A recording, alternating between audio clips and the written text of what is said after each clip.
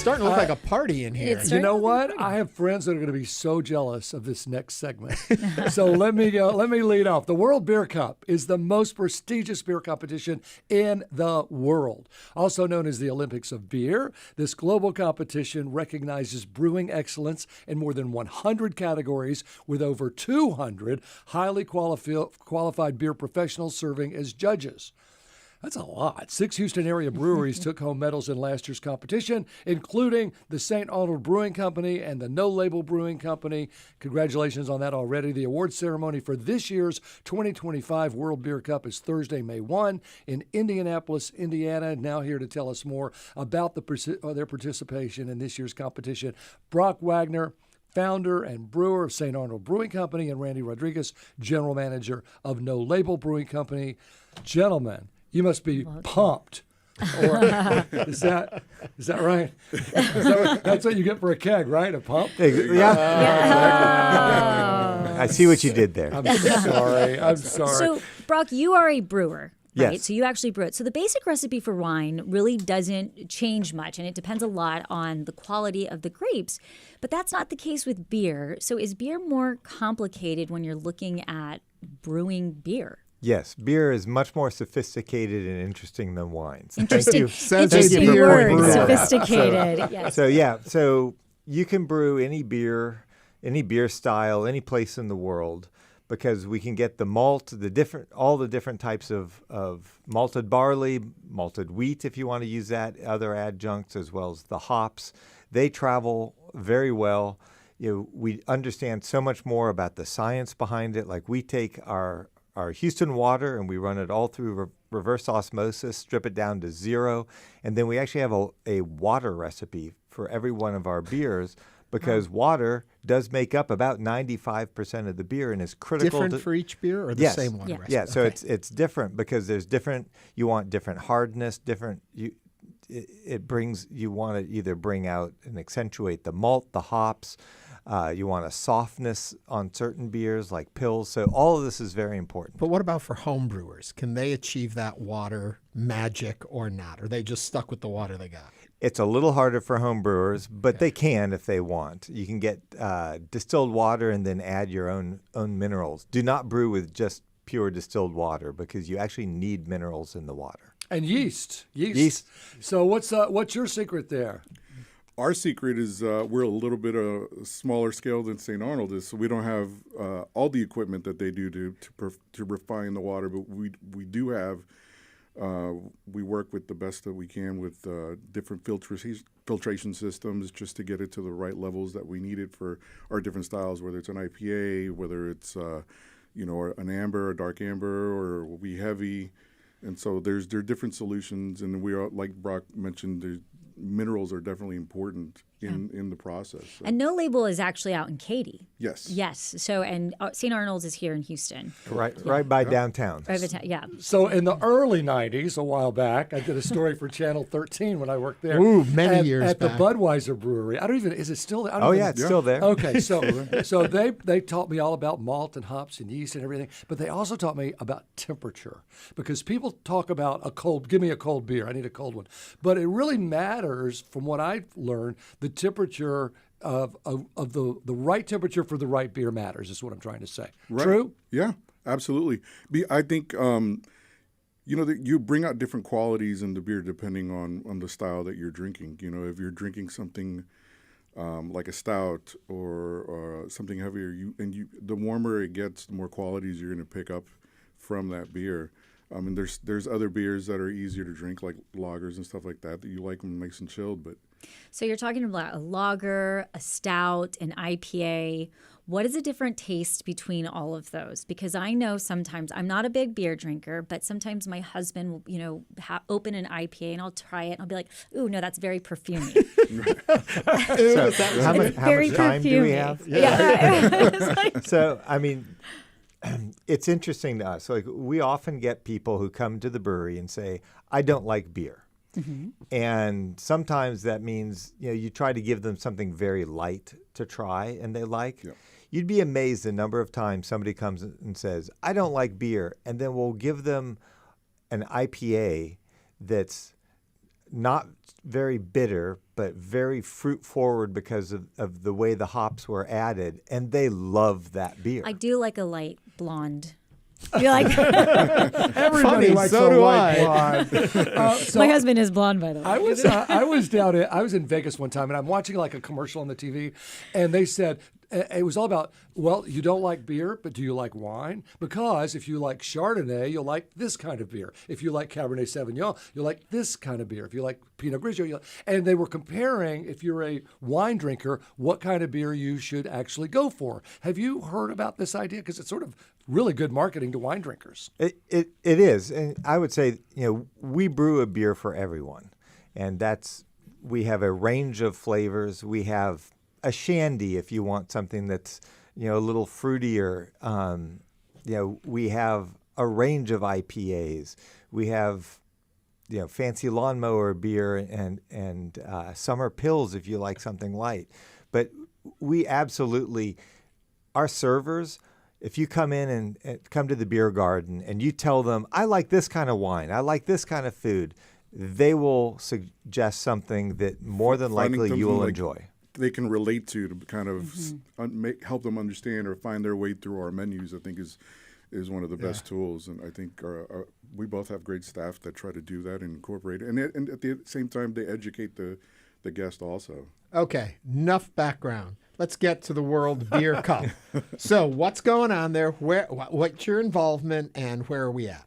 So the World Beer Cup it used to be an every other year competition. It's the most prestigious competition, we believe, in the world. Breweries from around the world compete. It occurs every year now. The judging just wrapped up yesterday afternoon. I'm actually a judge, and it's very interesting. The judging at this competition, the judges are from around the world. Americans are in the minority. I would say that, American beer 40 years ago was the laughingstock of the world.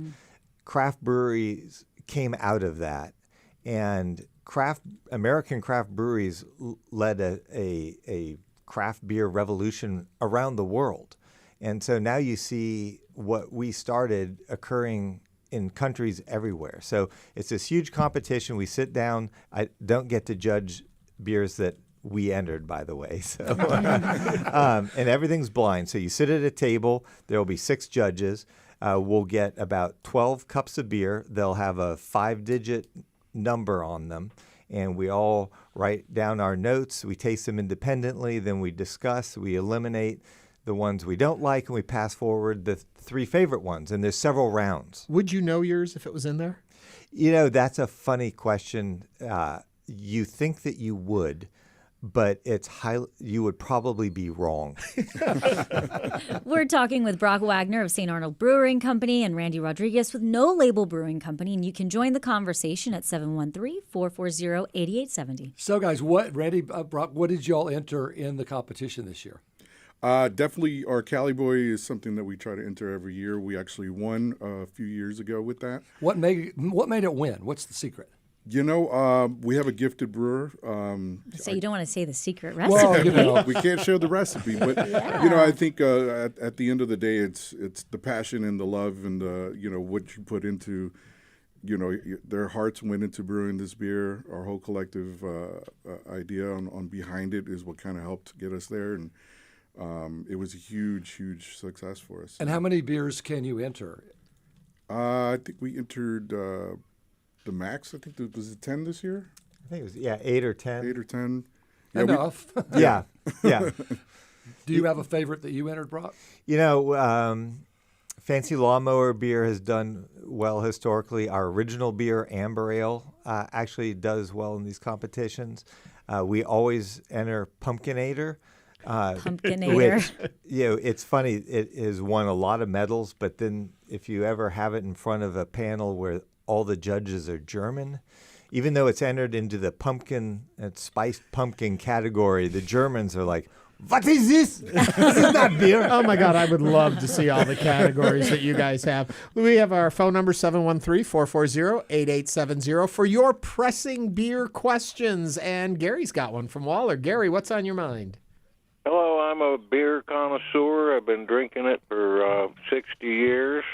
And I just was wondering, I've never found out, what's the difference between beer, Pilsner and all the other types, and stout?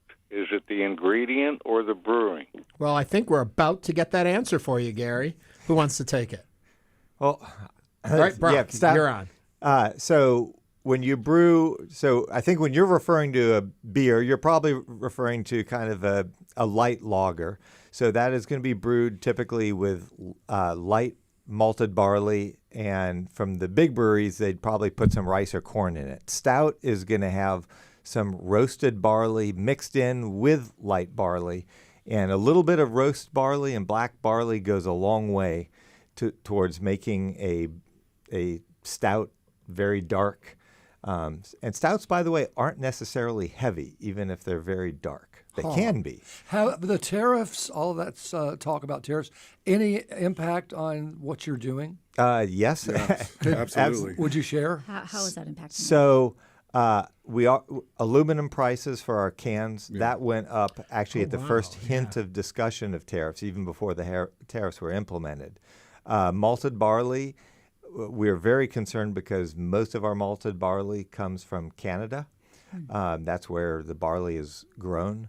And that fortunately was exempted, but malt and hops that we get from Europe, there will be tariffs on that. I mean, we are constantly juggling what we're doing right now, and it changes day to day, so that keeps us on our toes. Let me jump in on a tariff question there, too, because it's often misunderstood. So what happens when the price of those goes up? We pay it. We pay the price. Us, the consumer, Yes. are we going to be paying more for it, too? You're not just going to absorb it because that's not good business. Yeah, I mean, we all have to figure out a way, the right formula where it's not completely all on the customer, but, I mean, at the end of the day, there has to be some kind of balance where it makes sense on our end and it makes sense for the guests that come out to support us. So it affects then the small businessman, even larger businessman, and also the consumer both get hit with this, right? Absolutely, yes. We have a call from Michael from Westgate. Michael, what's your question for Brock or Randy? Well, I'd like to preface it by, can you guys hear me? Yep. We sure can. Okay. I wanted to preface it by saying I'm a real-life German. I was born in Germany, and I'm a German citizen. And I just want to point out that, throughout Europe, there's a lot of different styles of beer and countries that do one thing one way or another. And as a matter of fact, I think the Belgians are the largest per capita consumers of beer. And, they've got those lambics that are made with fruit. And, of course, in fact, I think Belgium itself produces 338 brands of beer. And it's a rather small country, yeah. My question, though, for my listeners, because I'm a big admirer and liker of Pilsners, and yet there doesn't seem to be many American Pilsner beers. In the old days, it was Pabst Blue Ribbon. That was the one. Michael, I'm going to have to cut you right here because we have to hit the top of the hour, but we want to get an answer for you from our guests. Yeah. So, what's with the Pilsners in this country? Well, we brew a pill called H-Town Pills, and we also have Helles Summer Pills, which is really more of a Munich-style Helles. I believe y'all do Randy, some what do you lager. have? We don't have a Pilsner, but we focus on rice lagers and styles like that, blondes.